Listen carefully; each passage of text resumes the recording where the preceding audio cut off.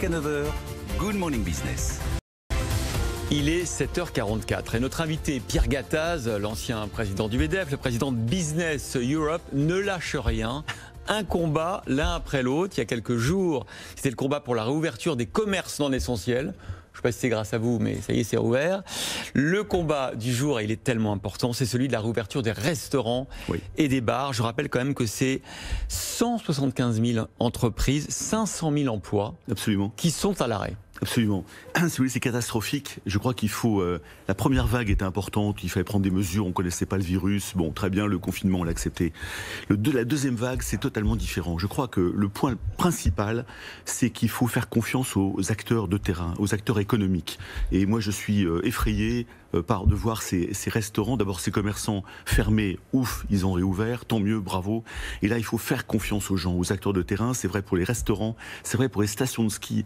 Je suis malheureux pour la France, je suis malheureux pour ces gens-là, je suis malheureux pour leurs salariés. Mais quand on vous oppose l'argument sanitaire, quand on dit que c'est dans les restaurants que les contagions se sont passées... D'abord, c'est pas prouvé, ça a été prouvé aux États-Unis, mais on n'a pas fait c'est pas du tout prouvé. Et deuxièmement, si vous voulez, dans nos entreprises, on a mis en place des protocoles avec les salariés extrêmement exigeants. Il faut pas nier la vérité du virus, si vous voulez, mais c'est fondamental de le faire avec les acteurs de terrain. Dans nos entreprises, on bosse avec nos salariés toute la journée. On trouve les solutions avec eux, les idées, etc. Et on met en place des choses. Je pense qu'il faut vraiment arrêter de nous infantiliser. Il faut vraiment qu'on arrête ce jacobinisme et je dirais, d'une élite parisienne qui nous impose des choses dans nos entreprises. Il faut vraiment le faire avec le terrain. Mais votre voix, les Suisses, merveilleusement. Pierre Gattaz, votre voix, elle porte. J'imagine que vous passez des coups de fil, que vous appelez Bruno Le Maire. Qu'est-ce qu'il vous répond écoutez, Bruno Le Maire se bat aussi, mais il y a l'aspect sanitaire qui emporte tout actuellement. Il y a Olivier Véran et Jean Castex. On ne s'en rend pas compte, si vous voulez, qu'en effet, en détruisant l'économie comme on le fait, on crée des dépressions, on crée des suicides. J'ai rencontré des gens totalement en burn-out, avec des salariés extrêmement déprimés. Il faut arrêter ça. Je pense qu'il faut donner confiance aux gens. Il faut faire confiance aux acteurs de terrain qui sont des chefs d'entreprise. Et puis, on va trouver des solutions. Bien évidemment, il faut mettre des solutions. Moi, dans les restaurants, j'avais proposé d'élargir. Il y a plein de solutions.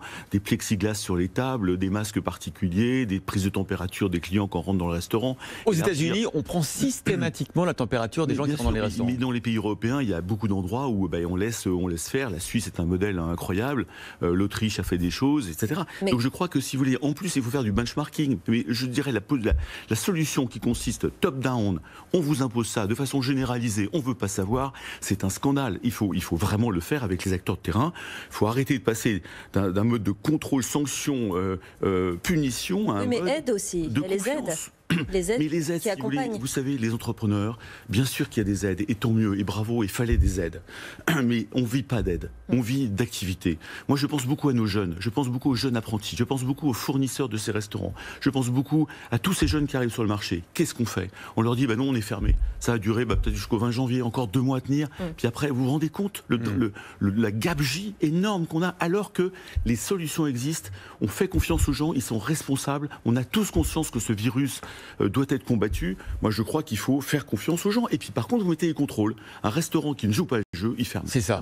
Fermeture administrative, on fait des cas d'école. Et ça, c'est très important. Il y a une question aussi qui est très importante en ce moment, c'est les congés payés qui ont été accumulés pendant les mois de fermeture administrative, notamment dans les restaurants. La crainte des restaurateurs, c'est lorsqu'ils vont rouvrir, c'est que, c'est normal, leurs salariés posent leurs congés. Du coup, il faut absolument que l'État trouve une solution. Bien sûr, c'est un sujet, en effet, qu'on voit beaucoup dans les PME, etc., remonter, et je pense que c'est un vrai sujet, parce qu'en fait, le chômage partiel est une très bonne mesure qui a été faite. Il y a des très bonnes mesures qui ont été mises en place, qui a permis de passer la première vague.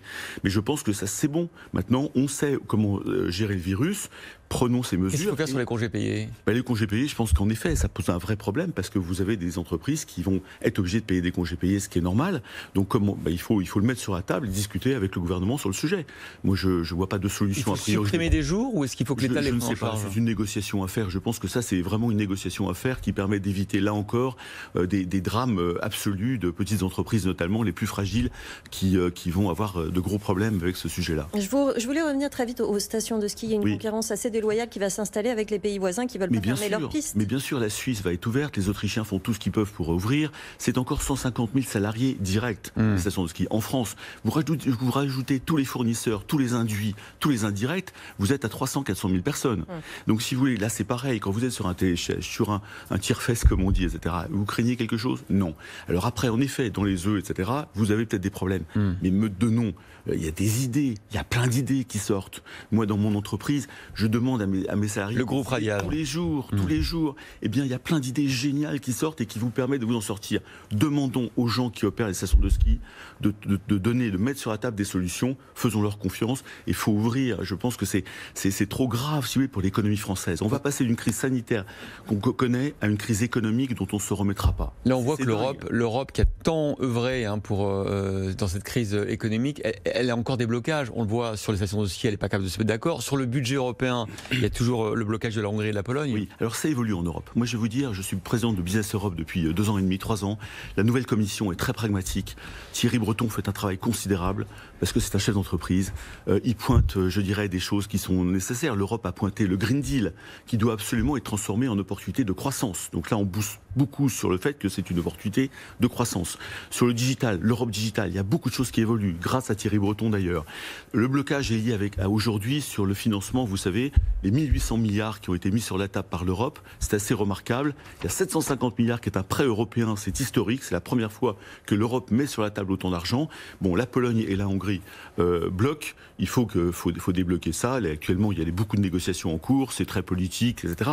Il faut y arriver. L'Europe est fondamentale, je vais vous dire pourquoi, parce que nous sommes face à des défis colossaux dans le futur.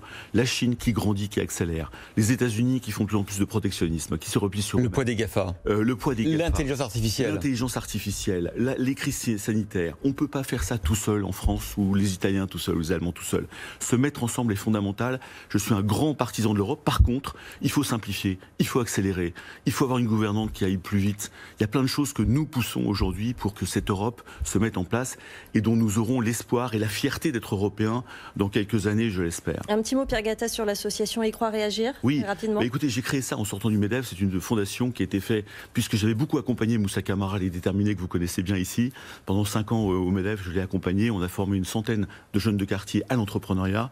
J'ai fait la même chose dans les territoires, dans la ruralité. Nous avons commencé par Hauts-de-France. J'ai vu tout simplement la carte de France, si vous voulez, des gens qui sont pas bien dans leur peau, etc., qui votent extrême, gauche ou extrême droite. Et souvent, c'est calqué sur le taux de chômage. Donc, vous avez des endroits où vous avez 20-30% de chômage du côté de Maubeuge, du côté de Fourmies. Eh bien, en fait, ce qu'on fait, c'est qu'on fait de la formation gratuite à des gens qui sont un peu désespérés, pas tous, mais qui ont encore une petite flamme pour un projet. On les aide à bâtir leur projet et transformer leur projet en entreprise. Et là, aujourd'hui... Et vous leur faites rencontrer les bonnes personnes pour financer le projet. Et on leur fait rencontrer, on leur met le réseau en place, le réseau de Pôle emploi au départ, etc., puis le réseau des coachs et des CCI après. De telle façon à ce qu'ils ne soient pas dans le désert, ils ont une formation, ils ont un savoir-être, et surtout, ils ne vont pas tous créer leur entreprise, mais ils seront de nouveau employables. Et c'est ça qui est fondamental. Merci Pierre Gattaz pour Business Europe et le président du groupe Radial. On vous réinvitera pour en reparler une autre fois. D'accord, ça passe merci. trop vite le temps dans Good Morning Business.